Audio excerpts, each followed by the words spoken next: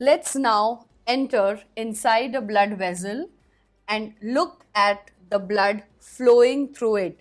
And there are creaks and crevices where each and every component of the body is going to receive what it requires through these vessels. And now let's zero in on one by one every cellular component of the blood. Let's begin with erythrocyte. Now, as I mentioned, erythrocytes are also called as red blood cells.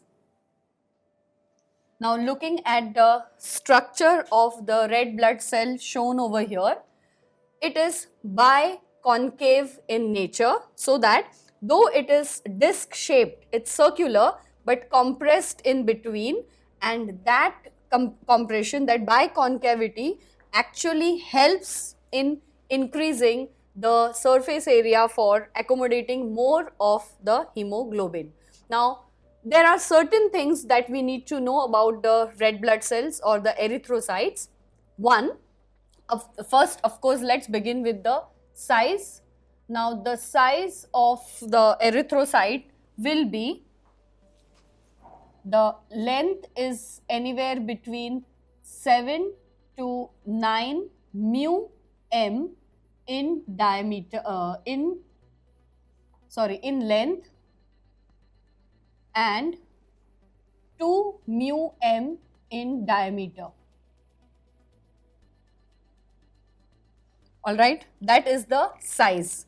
Now, the red blood cells are maximum in number in the blood, and because of that red blood cells we get the characteristic red color. So, what is the number of cells RBCs will be?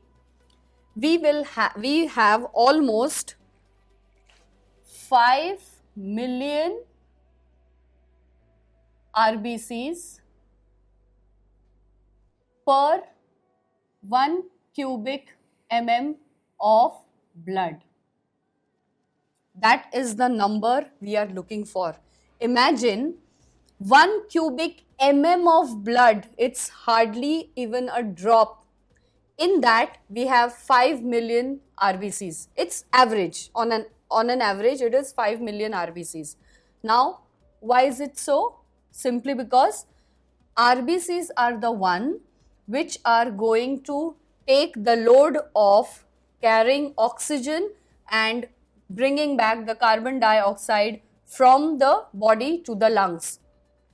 Oxygen requirement of a living cell is of utmost importance if you compare it with the other requirements. You can manage without water, you can manage without food, you can definitely manage without hormones or other components, but you cannot manage without oxygen. And when we were doing respiration chapter, if you go back to the lecture of requirement of oxygen, I had mentioned about the irreversible damage that the brain undergoes due to lack of oxygen, even culminating to death. It is fatal. So, to accommodate the demand, to give the supply, we need this much amount of RBCs in that one mere drop of blood.